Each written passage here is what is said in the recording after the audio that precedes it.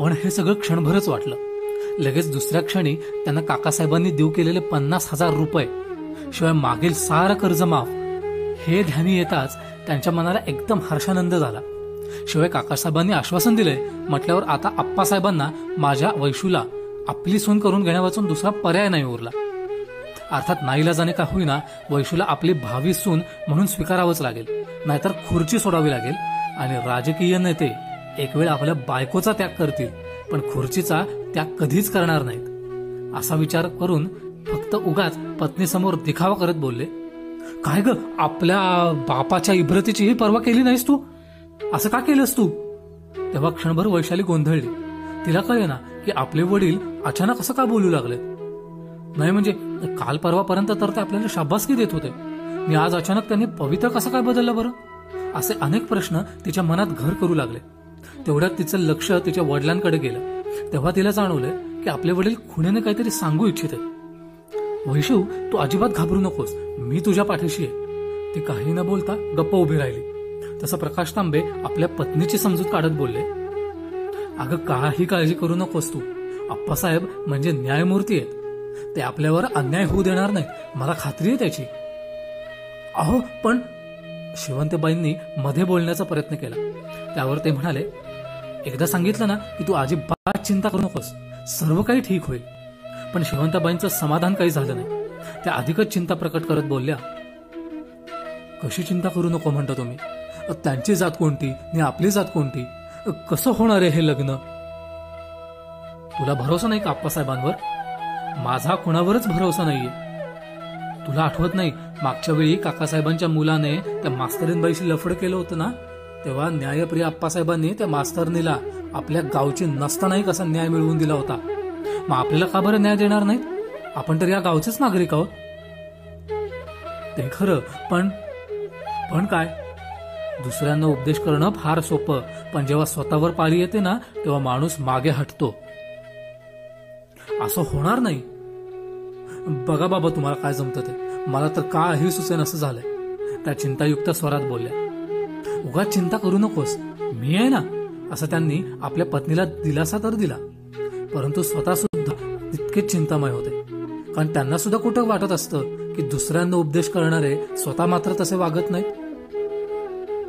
जसं की लोकांसांगे ब्रह्मज्ञान, आपण राहावे कोरडे पाषाण. माणसाची वृत्ती तशी आहे, त्याला कोण काय करणार, नाही का? आपल्या मुलीची प्रेग्नन्सी ऐकल्यापासून प्रकाश तांबेंना स्वस्थ बसवेना. त्यांनी लगेच काकासाहेबांचं घर गाठलं आणि त्यांना सविस्तर माहिती दिली. तसं काकासाहेब एकदम खुश झाले आणि त्यांनी आपल्या खिशात हात घातला आणि 100 रुपयांची नोट बाहेर काढली आणि प्रकाश तांबेच्या हातावर टेकवत ते बोलले, हे घे तुझं बक्षीस, बाकी काम पूर्ण झाल्यावर. प्रकाश तांबे एकदम खुश झाले, कारण आजच्या दारूच्या बाटलीची सोय झाली होती. मद्यपान करणाऱ्या माणसांना स्वतःच्या अथवा घरच्या इब्रतीची अजिबात पर्वा नसते. त्यांना फक्त मद्यपान करायला मिळालं म्हणजे ते खुश, बाकी त्यांना कशाचीही चिंता नसते आणि पर्वाही नसते. स्वतःच्या मुलीची अब्रू मातीमोल होईल याची त्यांना खंत वाटत नसते. असे बाप या जगात खूप सापडतील. 100ची नोट आपल्या खिशात घालत प्रकाश तांबे एका अनामिक भीतीने म्हणाले, पण काकासाहेब, माझ्या मुलीला न्याय तर मिळेल ना? त्यावर काकासाहेब एकदम धूर्तपणे स्वरात उद्गरले, अहो, हे काय विचारणं झालं? तुमच्या मुलीला फक्त न्यायच मिळवून देणार नाहीये, तर तिच्या जीवनाचे कल्याण करून देणार आहे मी. प्रकाश तांबे न कळल्यानं विचारलं, ते कसं? तुमची मुलगी आप्पासाहेबांच्या घरची आता सून होणार आहे, म्हणजे झालंच की कल्याण. पण खरंच तसं होणार का? म्हणजे काय, मगाचपासून काय इथं कीर्तन सुरू आहे? तसं नाही. मग मला काय म्हणायचं होतं? बोलता बोलता प्रकाश तांबे मध्येच थांबले. बोल, काय म्हणायचंय तुला? आप्पासाहेबांनी नकार दिला तर हो, देऊच शकत नाही नकार. तुम्ही एवढं खात्रीनं कसं सांगू शकता? आम्ही तशी परिस्थितीच निर्माण केली आहे त्यांच्यासमोर. काकासाहेब अर्थपूर्ण स्वरात बोलले. म्हणजे मी नाही समजलो. तुला जास्त काही समजून घेण्याची गरज नाहीये. तुझ्या मुलीचं कल्याण झालंच म्हणून समज. पण काकासाहेब, माझ्या मुलीची बेअब्रू तर होणार नाही ना? एका अनामिक भीतीनं त्यांनी विचारलं, व्यर्थ चिंता करतोयस तू? तसं काही होणार नाही. तुझ्या मुलीचं लग्न आप्पासाहेबांच्याच मुलाशी लावून देण्याची जबाबदारी माझी. बस, झालं तुझं समाधान का अजून काही? नाही, झालं समाधान. तुम्ही एकदा मनावर घेतलं की मग मला कसली आली चिंता? मग आता निर्धास्त मनाने घरी जा. मी पाहतो काय करायचं ते. काकासाहेब उद्गारले. प्रकाश तांबे निघून जातात तेव्हा काकासाहेबांच्या चेहऱ्यावर एक विशेष विजयी स्मित हास्य उमटते. मग तोंडातल्या तोंडात ते पुटपुटले की आता खरी मजा उद्याच्या पंचायतीमध्येच येईल. दुसऱ्या दिवशी प्रकाश तांबे यांनी आप्पासाहेबांच्या मुलाच्या विरोधात म्हणजेच पद्माकरच्या विरोधात पंचायतीमध्ये आपल्या मुलीचा विनयभंग करून तिची इज्जत लुटल्याची तक्रार नोंदवण्यात आली. अर्थात पंचायत भरवली गेली. पद्माकरला पंचायतीमध्ये बोलवण्यात आले. पद्माकरने अगोदरच घडलेल्या घटनेविषयी संपूर्ण हकीकत आप्पासाहेबांना सांगितली होती. त्यावर आप्पासाहेबांनी नामे उपाय पण योजून ठेवला होता. मात्र याची कल्पना कुणालाच नव्हती. म्हणून काकासाहेब अगदी बंदूक ताणूनच एकदम सज्ज उभे होते. फक्त एका इशाऱ्याची गरज होती. पण आप्पासाहेब ही काही कच्च्या गुरूचे चेले नव्हते. त्यांनी विरोधकांना चारही बाजूंनी चित करण्याची पूर्ण तयारी करून ठेवली होती. तेथे जमलेले गावकरी आपापसात कुजबुजत होते की प्रकाश तांबेच्या मुलीसोबत न्याय झाला पाहिजे. तेवढ्यात एक जण बोलला की बाप लोकांचे न्याय निवाडे करतोय आणि पोरगा लोकांच्या मुलीच्या अब्रुशी खेळतोय. तेवढ्यात काकासाहेब उठून उभे राहिले आणि त्यांनी सर्व गावकऱ्यांना आप्पासाहेबांच्या मुलाने गावातील एका मुलीचा विनयभंग करून तिची इज्जत लुटल्याचा गंभीर आरोप करण्यात आला. परंतु जेव्हा वैशालीला विचारण्यात आलं तेव्हा तिने चक्क सांगितलं, हे सगळं खोटंय. माझा विनयभंगही झालेला नाहीये आणि अब्रूही लुटली गेलेली नाहीये. आम्ही दोघे एकमेकांवर प्रेम करतोय. अर्थात आमच्यात जे काय झालं ते आमच्या दोघांच्या मर्जीने झालं. असं म्हटल्यामुळे विरोधकांची हवाच निघून गेली आणि त्याच क्षणी आप्पासाहेब उठून उभे राहिले आणि त्यांनी जाहीर केलं की लवकरच आम्ही त्या दोघांचे लग्नही लावून देणार आहोत. असं म्हणताच विरोधकांचा चेहरा काळा ठिक्कर पडला. आप्पासाहेबांना कोंडीत पकडण्याचा त्यांचा मनसुबा पार धुरीला मिळाला. काकासाहेबांचं स्वप्न उद्ध्वस्त झालं. प्रकाश तांबेच्या मनाविरुद्ध त्यांच्या मुलीने साक्ष दिली होती. कारण त्यांनी तिला अगोदरच सांगून ठेवलं होतं की तू पद्माकरनं आपली इज्जत लुटल्याची साक्ष पंचायतीसमोर दे. परंतु वैशालीनं सत्य तेच सांगितलं. त्यामुळे त्यांना आनंद तर झाला, पण त्याचबरोबर काकासाहेबांनी देऊ केलेली रक्कम आता देतील की नाही अशा शंका देखील येऊ लागली. परंतु आप्पासाहेबांच्या घरी आपली मुलगी सून म्हणून जाणार याचा आनंद त्यापेक्षा कितीतरी जास्त होता. महिन्याभरातच पद्माकरचं वैशालीशी मोठ्या थाटामाटात लग्न झालं. वैशाली खूप आनंदात होती कारण तिला मनपसंत नवरा मिळाला होता. लग्न सोहळा पार पडल्यानंतर म्हणजे दुसऱ्या दिवशी प्रकाश तांबे आपले बक्षीस घेण्याच्या हेतूने काकासाहेबांच्या घरी पोहोचले.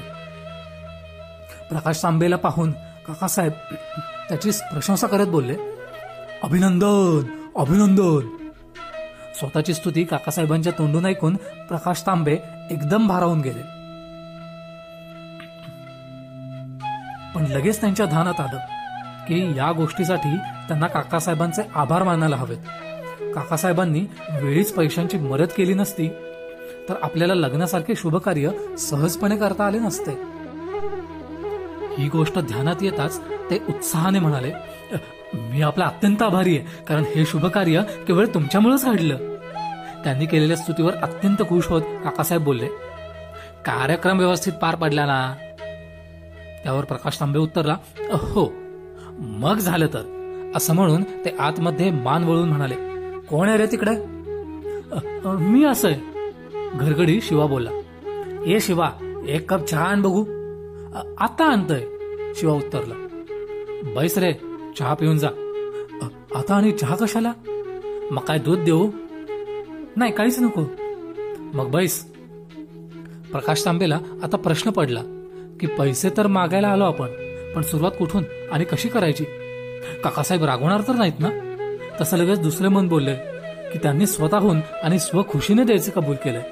आपण थोडेच मागितले होते आणि त्यांना आप्पासाहेबांचा सूड घ्यायचा होता म्हणून आपण थोडी मदत केली, बस. नाहीतर आप्पासाहेबांची आपली थोडीच दुश्मनी होती. परंतु त्यांच्या दुश्मनीत आपला दुहेरी म्हणजे डबल फायदा झाला.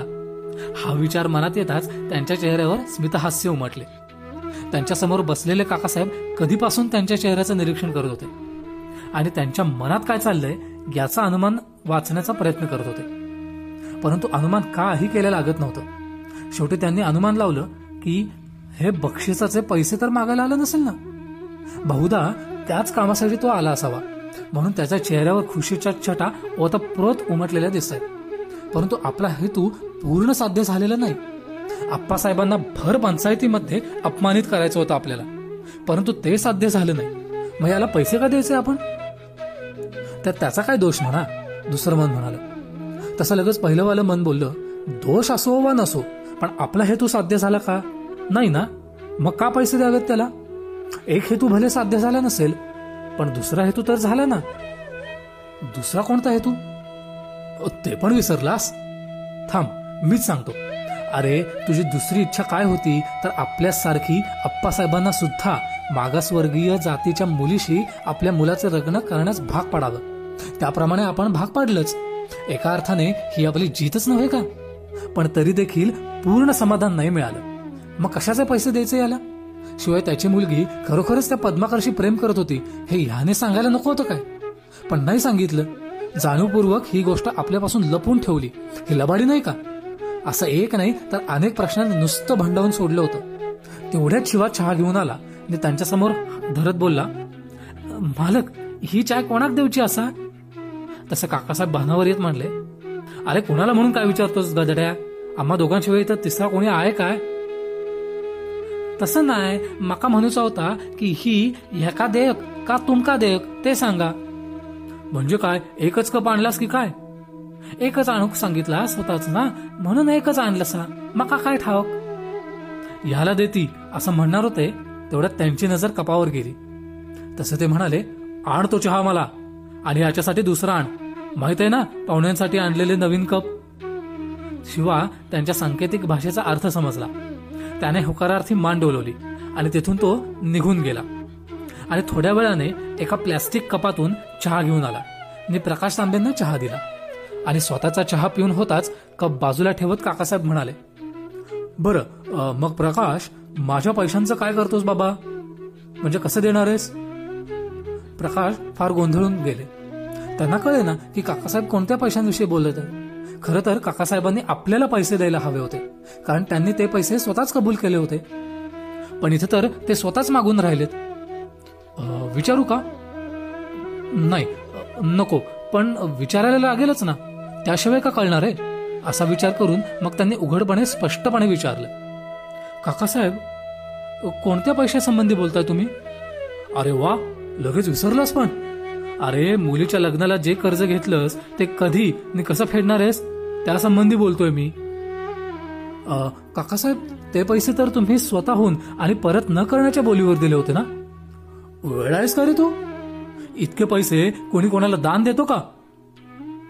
पण काकासाहेब, तुम्ही तर म्हणाला होता तुझ्या मुलीचं लग्न आप्पासाहेबांच्या मुलाशीच झालं तर तिच्या लग्नाचा सारा खर्च मी उचलेन म्हणून, शिवाय 50,000 रुपये बक्षीस देणार म्हणून.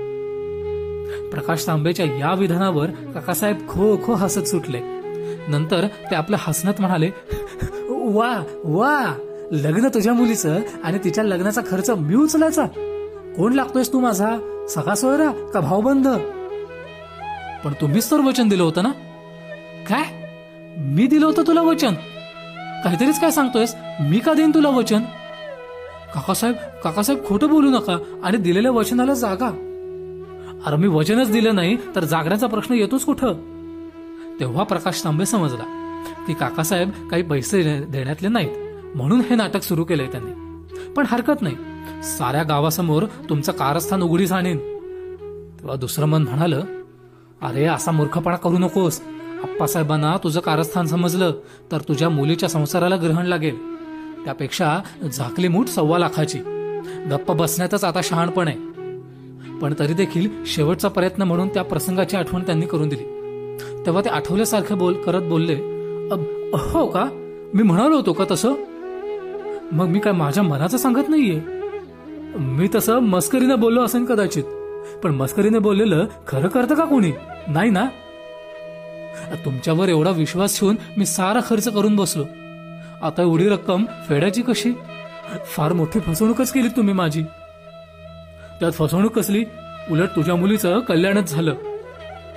मुलीचं कल्याण झालं हे खरंय, परंतु मी कर्जबाजारी झालो त्याचं काय?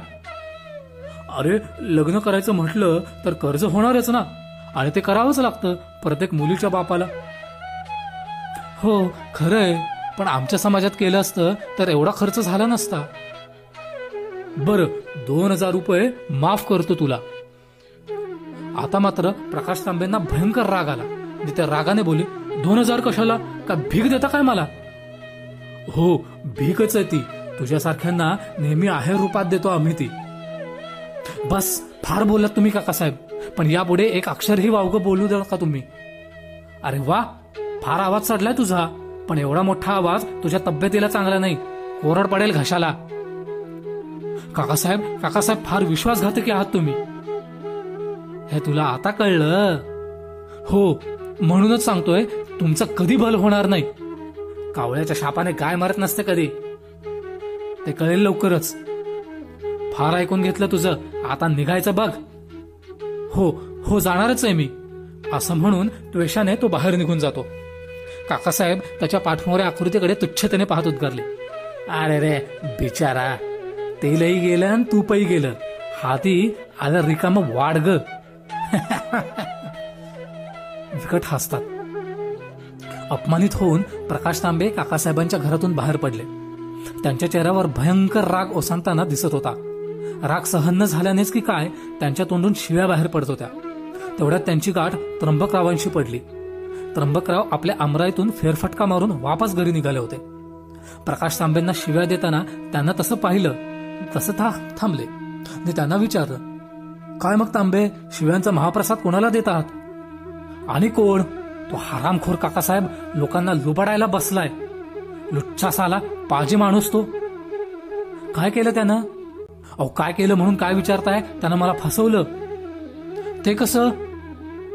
मग घडलेली सारी हकीकत सांगितली, परंतु अर्धवट त्यांच्या हिताची होती तेवढीच. आप्पासाहेबांना आपण कसं फसवलं ते नाही सांगितलं, फक्त कर्जाविषयी सांगितलं. तेव्हा त्र्यंबकराव हसून म्हणाले, ते तसं घडणारच आहे हे ठाऊक होतं मला, पण इतक्या लवकर घडेल असं वाटलं नव्हतं. तेव्हा तांबेंनी न समजून विचारलं, तुम्हाला कसं माहित? उडत्या पाखरांची पिसं मोजतो आम्ही तांबे. उगीच कोणी कोणाची मदत करत नाही. प्रत्येकाचा काही ना काहीतरी स्वार्थ असतोच त्यात. त्र्यंबकराव गंभीरपणे म्हणाले. त्यावर गोंधळलेला चेहरा करून प्रकाश तांबे म्हणाले, पण मला कळलं नाही तुम्हाला काय म्हणायचंय ते. तेव्हा त्र्यंबकराव कुत्सितपणे हसून म्हणाले, आणि तुला ते कळणार पण नाही, पण तुला सोप्या आणि सरळ भाषेत सांगतोय ते ऐक. किंचित थांबून उसासा सोडत पुढे ते म्हणाले, सापाला कितीही दूध पाजलं म्हणून तो उलट फिरून चावणार नाही याची शाश्वती कोणी द्यावी? खरंय तुम्ही म्हणता ते. म्हणून सांगतोय की मला साथ द्या, मग मी काकासाहेबांची तिरडीच बांधतो या गावात. बघा तर खरं. ती कशी? ते बरं राहू दे. लगेच उशांतर करत त्र्यंबकराव उद्गारले, पुढे काय करायचं ठरवलंयस तू? तेव्हा प्रकाश तांबे मनात बोलले, माझ्याकडून खरी माहिती काढून घ्यायला पाहतोस का? पण मी सुद्धा शहाणा आहे म्हटलं, खरी माहिती कधीच देणार नाही मी तुला. कारण काकासाहेब साप आहे तर तू आजगर आहेस. त्याच्या तावडीतून सही सलामत सुटेन कदाचित, पण तुझ्या तावडीतून सुटणं महाकठीण. प्रकाश तांबे विचारात पडल्याचं पाहून त्र्यंबकराव उद्गारले, अरे एक क्षुल्लकसा प्रश्न विचारला तर त्याचं उत्तर द्यायला इतका उशीर? पुढं काय? बदला. प्रकाश तांबे नकळत पण चटकन खरं बोलून जातात. तो कसा घेणार तू? माहित नाही कसा, पण विचार जरूर करू त्यावर. मग ठीक आहे, तू माझ्या घरी ये, मग मी तुला मार्ग सांगतो. त्याप्रमाणे केलेस तर तुझा बदलाही पूर्ण होईल आणि माझाही. तसा प्रकाश तांबे मनात बोलला, तरी वाटलंच मला तू अशीच कोणाची मदत थोडीच करणार आहेस. पण हरकत नाही, तुझा मनसुबा काय आहे तो तर कळू दे अगोदर, मग पाहता येईल काय करायचं ते. तांबे विचारमग्न असल्याचं पाहून त्र्यंबकराव धूर्तपणे स्वरात बोलले, तांबे तुम्हाला असं तर वाटत नाही ना की यात माझा काही स्वार्थ आहे म्हणून? छे मला तसं म्हणायचं नाहीये, परंतु मगाशी तुम्हीच म्हणालात ना की स्वार्थाशिवाय कोणी कोणाची मदत करत नाही, म्हणून मी आपला विचार करतोय. अगदी बरोबर बोललो मी, माझाही स्वार्थ आहेच ना त्यात. आत्ताच तर मी बोललो. काय? तेव्हा तांब्यांच्याही ते ध्यानात आलं की मगाशी ते म्हणाले खरं की तुझा बदलाही पूर्ण होईल आणि माझाही. आपलीच ऐकण्यात काहीतरी गफलत झाली खरी. भरपूर काय, परंतु ते सांगत बसायची ही वेळ नाहीये. तू नंतर ये कधीतरी घरी, मग सविस्तर बोलू या विषयावर. त्र्यंबकरावांनी सुद्धा सांगण्याचं टाळलं. मग प्रकाश तांबे सुद्धा त्यांना जास्त आग्रह केला नाही. त्यांचा निरोप घेतला. त्यानंतर दोघेही आपापल्या मार्गाने निघून गेले. काही अंतर चालून गेल्यानंतर त्र्यंबकरावांना गणूची बाग दिसू लागली. गणू त्यांच्या घरचा नोकर, वय 35 ते 40च्या आसपास असेल. किंचित ठेंगणा, दिसायला साधारण. शेतात काम करणाऱ्या मजुरांवर देखरेख करणे हे त्याचं मुख्य काम. त्याच्या शेतात विहीर असल्यामुळे त्यांच्या जमिनीत उन्हाळ्यात भाजीचं पीक घेत असत आणि पाटाचं पाणी घराजवळून जात असल्यामुळे घराशेजारी नारळ, पोफळाची झाडं लावलेली होती. तसेच कडेने चिक्कू, फणस, पेरूची झाडं सुद्धा होती. आंब्याची बाग सुद्धा होती. परंतु आंब्याच्या बागा काकासाहेबांकडे घाण पडलेल्या होत्या. रस्त्याला लागूनच गणूच्या बागेची हद्द सुरू झाल्याने रस्त्यावरून जाणाऱ्या येणाऱ्या वाटसरूंना गणूच्या बागेतील हापूस कलमांना फार मोहर आलेला दिसत होता. त्यावरून कुणीही अंदाज लावत असत की या वर्षी गणूच्या कलमांना जास्त आंबे लागतील आणि गणूला अफाट पैसे मिळवून देतील. सर्व लोकांप्रमाणे त्र्यंबकरावांनी सुद्धा तोच अंदाज बांधला. घरी जाताच ते गणूला म्हणाले, अरे गणू, या वर्षी तुझी बाग भरपूर धरलीये, भरपूर पैसा मिळवून देईल नाही का? तसा गणू उदास मनाने म्हणाला, आम्हाला काय त्याचा फायदा? का बरं? अहो, त्या बागा काकासाहेबांकडे घाण पडल्यात, तेव्हा काकासाहेबांना त्याचा फायदा होईल, आम्हाला कशाचा फायदा होणार आहे? का घाण ठेवलीस?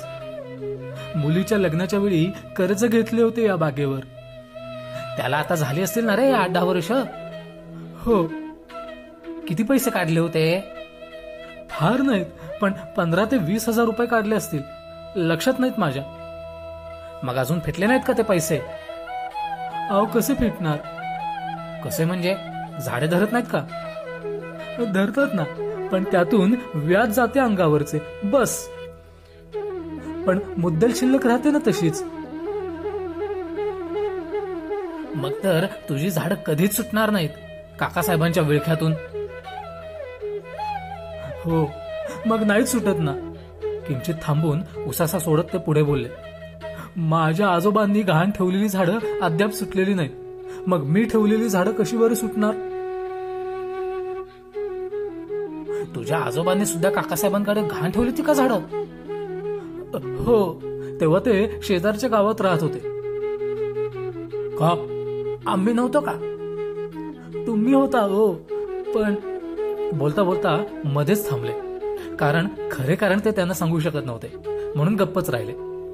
त्र्यंबकराव गप्प बसण्यातले थोडेच. त्यांनी खरं कारण जाणून घेण्याच्या निमित्तानं विचारलेच, पण काय? म्हटलं, एकाच मालकाकडे झाडं घाण असलेली बरी. आयत्यावेळी जे कारण सुचलं ते त्यानं सांगून टाकलं. तुम्ही लोक ना कधीच सुधारणार नाही, त्र्यंबकराव नाराज होत म्हणाले. कसं काय?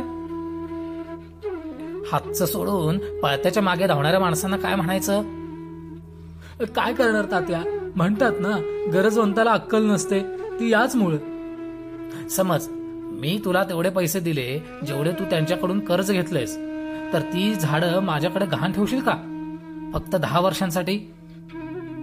पण त्याचा काय फायदा होईल ना? व्याजासहित मुद्दलमधून ही थोडी थोडी रक्कम कमी होत जाईल आणि शेवटी 10 वर्षात तुझे संपूर्ण कर्ज फेड होईल. त्यानंतर तुझी झाडं तुझ्या ताब्यात. असं खरंच होऊ शकतं? का नाही? मी काय खोटं सांगतो काय मग? नाही, तसं नाही, पण हे बघ, तुला पटत नसेल तर विषय सोडून दे. उगाच पण आणि परंतु करत शंका कुशंका काढत बसू नकोस. माझ्याजवळ तेवढा फालतू वेळ नाहीये तुझ्या शंकांचं निरसन करत बसायला. त्र्यंबकराव जरा त्रागानेच बोलले, ठीक आहे, मी त्याच्यावर पूर्ण विचार करून मग तुम्हाला सांगतो. चालेल ना? पण लवकर हा, पुन्हा तर माझं मन बदललं तर आयती आलेली संधी गमावून बसशील. त्याच्याकडे निरखून पाहत त्र्यंबकराव उद्गारले, काय म्हणतोय?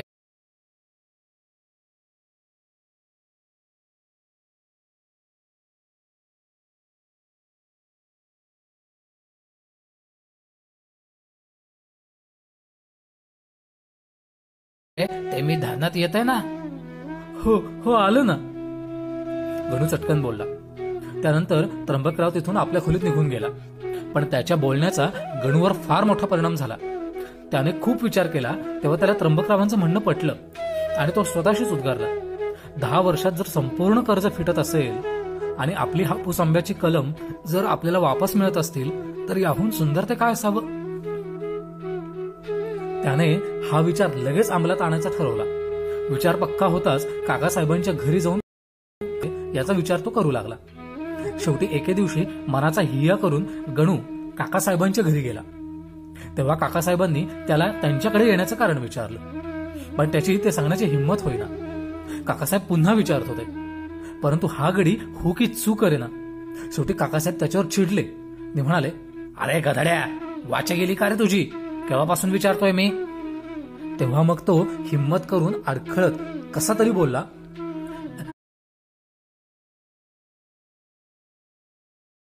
काकासाहेब, तुम्ही रागवणार नसाल तर एक विचारतो. तेव्हा काकासाहेब हसून बोलले, एवढं काय विचारायचं तुला? विचार ना. असं म्हणताच गणूला थोडा धीर आला. मग त्याने हिंमत करून आपले कर्ज किती शिल्लक आहे ते विचारलं. तेव्हा काकासाहेब खळखळून हसत बोलले, हा तिच्या एवढंच ना, त्याला कशाला घाबरायचं? असं म्हणून त्यांनी आपल्या कारकुनास हाक मारली. तसा कारकून पळतच त्यांच्यासमोर येऊन उभा राहिला.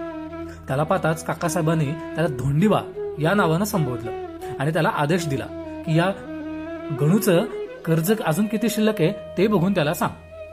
त्यावर धोंडीबाने हो म्हणून उत्तर दिलं आणि गणूला बोलला, चल रे गणू, दाखवतो तुला. गणू धोंडीबासोबत गेला. धोंडीबाने रजिस्टर नीट तपासून घेतलं आणि सांगितलं, 40,000 रुपये शिल्लक आहेत अजून.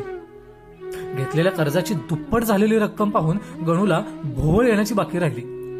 त्याने तक्रारीच्या स्वरात काकासाहेबांना म्हटलं, पण मी तर तुमच्याकडून 20,000 रुपये घेतले होते, मग 20,000चे 40,000 कसे झाले?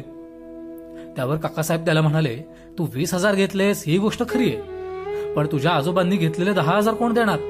तुझ्या बापाने पण ते दिले नाही, आता तू तरी ते दे पैसे. पण माझ्या आजोबांनी 10,000 रुपयेच घेतले होते ना? हो, 10च घेतले होते. मग 10चं 20 कसे झाले? त्या 1000ला व्याज नाही का लागणार इतक्या वर्षांचं? काकासाहेब उद्गारले. हो, पण त्यांनी त्यासाठी एक आंब्याची बाग पण तुमच्याकडे गहाण ठेवली होती ना? हो, पण धरती कलम किती होती? फक्त 4. ती पण जुनाट मारायला टेकलेली. शिवाय फळ छोटं आणि छोट्या फळांना चांगला भाव मिळत नाही. पण हे तुम्हाला कसं कळणार ना? पण इतक्या वर्षात काहीच कसं फिटले नाहीत पैसे? 10,000 फिटले ना?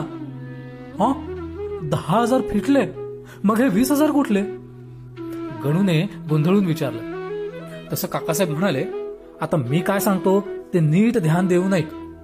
असं म्हणून त्यांनी हिशोबाची वही हातात घेऊन त्यात लिहिलेला हिशोब ते वाचून दाखवू लागले. त्यात त्यांनी झाडाला फवारणीपासून फळे तोडून बाजारात जाईपर्यंतचा सर्व हिशोब वाचून दाखवला. शिवाय लाकडी पेट्या म्हणजे खोका, गवत, सुंब, रद्दी, मजुरांचा खर्च असा एकूण किती खर्च आला ते पण त्यात लिहिलं होतं. आणि नैसर्गिक आपत्तीमुळे फळांचं झालेलं नुकसान एकूण 20,000 रुपयांचं नुकसान झालं आणि ते सारं तुझ्या बागेतून झालं. मग त्या 20,000 रुपयांची नुकसान भरपाई कोण करणार? तूच ना? सांग बरं. असं गणूला विचारताच गणूला धडकीच भरली. काय बोलावं त्याला सुचेच ना. आणि खरं सांगायचं तर तो गेला होता इतक्या वर्षांचा हिशोब काकासाहेबांना विचारायला, पण काकासाहेबांनी त्याच्या तांगड्या त्याच्याच गळ्यात बांधल्या आणि शेवटी म्हणाले, हे बघ, तुला जर पटत नसेल तर मला माझे 40,000 रुपये देऊन टाक. मी आपली कलमेच सोडवून घे. फुकट कशाला हवाय ताप? उद्या देऊन टाकतो तुमचे पैसे. गणू नकळत पटकन बोलून गेला. तसं काकासाहेबांनी आश्चर्य व्यक्त करत ते बोलले, अरे वा, कुठून आणलेस एवढे पैसे? काय लॉटरी वगैरे लागली का काय? छे छे छे, लॉटरी कशाची लागते आमच्यासारख्या गरिबांना? मग हे पैसे त्र्यंबकराव देणार आहे. कोण? त्र्यंबकराव? काकासाहेब खवचटपणे म्हणाले. तो भिकारडा तुला देणार आहे का पैसे? हो. ठीक आहे, मग पैसे घेऊन ये आणि सोडव आपली बाग, असं म्हणून ते आपल्या खोलीत निघून गेले. तसा गणू सुद्धा तिथून निघाला. दुसऱ्या दिवशी गणूने काकासाहेबांना 40,000 रुपये रोख कॅश आणून दिली आणि बाग गहाण ठेवत असताना बनवलेली सारी कागदपत्रे घेऊन गेला आणि नव्याने पुन्हा सगळी कागदपत्र बनवली. आता ती बाग त्र्यंबकराव जवळ गहाण ठेवली. मग ही वार्ता हा म्हणता वाऱ्यासारखी पसरली. मग गणूसारखी बरीच मंडळी काकासाहेबांकडे आपल्या कर्जाची चौकशी करू लागले. चौकशी केल्यानंतर समजलं की कित्येक कर्जदारांचे पैसे अजिबात फिटलेच नव्हते. अर्थात त्याला कारणही तसंच होतं म्हणा. लोक पुन्हा काही ना काही कामानिमित्त पुन्हा पैसे घेऊन जात होते आणि काकासाहेब त्यांना ते देत असत. परंतु लोकांचा गैरसमज झाला. लोकांना वाटू लागलं की काकासाहेबांनी आपल्याला फसवलं. मग काय, एक जण त्र्यंबकरावांकडून पैसे घेऊन आपापली बाग काकासाहेबांकडून सोडवून घेऊ लागले. पण ही गोष्ट त्याच्या वडिलांना म्हणजेच निळकंठरावांना समजली. तेव्हा ते आपल्या मुलावर भयंकर रागावले. म्हणाले, तुला कोणी सांगितली ही नसती उठावठेव करायला? त्यावर त्र्यंबकराव म्हणाला, तुम्हाला काकासाहेबांवर सूड उगवायचा होता ना, म्हणून मी केलं तसं. मूर्ख आहेस, असा बदला घेतला जातो का? त्याच्या ताब्यात असलेली गाववाल्यांची हापूस आंब्याच्या बागायती आता आपल्या ताब्यात आहेत. मग आपला फायदा आणि त्याचं नुकसान नाही का झालं? मूर्ख लेखाचा, अशी झाडं ताब्यात घेऊन श्रीमंत होता येतं का कोणाला? तात्या, मला हे कळत नाहीये की मी काही केले तरी तुम्ही माझ्यावर चिडता. मग माझ्या ताब्यात कशाला दिलात हा सारा कारभार? झक मारली आणि तुझ्या ताब्यात सगळा कारभार दिला. तेवढ्यात तिथे पार्वतीबाई आल्या आणि त्यांनी आपल्या नवऱ्याला आपल्या मुलावर रागवताना पाहिले. म्हणून त्या आपल्या मुलाचा पक्ष घेत बोलल्या, काय हो, का उगाच रागवत असता माझ्या मुलावर? उगाच रागवायला वेळ नाही लागलं मला. असं काय केलंय त्याने? लोकांना कर्ज देत सुटलाय उगाच. हो का रे, तू कर्ज दिले का कोणाला? होय, पण त्या बदल्यात त्यांच्या हापूस आंब्याच्या बागायती घाण घेऊन ठेवून घेतल्यात आपल्याकडे. पार्वतीबाई आपल्या मुलाचे कोड कौतुक करत बोलल्या, पाहिलं, उगाच नाही कर्ज दिलं त्याने. त्यांची हापूस आंब्याची कलम घाण ठेवून घेतलीत आपल्याकडे. मग हे चांगलं काम नाही का केलं त्यांनी? कळली तुझी अक्कल, जा घरात, निळकंठराव म्हणाले. माझी अक्कल कशाला काढता? आपल्याकडे आहे ना अक्कल, फार ती पाजाळ हवी तेवढी, असं म्हणून त्या फणकाराने आत निघून गेल्या. तात्या, नेमकं माझं काय चुकलं ते सांगाल का मला? त्र्यंबकराव विनंतीच्या स्वरात बोलला. अरे, कर्ज किती दिवसात फिटेल याची मुदत द्यायची नसते लोकांना. 10 वर्षात कर्ज नाही फिटलं तर त्यांची कलमे परत देणार आहेस का? अहो, पण तात्या, बाग चांगली आली तर एका वर्षातच 10 ते 20,000 रुपये मिळून जातील एकेका बागेतून. म्हणून मी कर्जाप्रमाणे मुदत दिली, कोणाला 10 वर्ष तर कोणाला 20 वर्ष. अरे वेड्या, लोकांना खरी माहिती द्यायचीच नसते कधी. उगाच का सावकाराचं कर्ज कधी फिटत नाही? कारण त्यांच्या तव्यावर जर आपली भाकरी भाजायची असेल ना, तर त्यांना गाफीलच ठेवायला पाहिजे. समजलं का आता? हो. आणि आता एक काम कर. काय?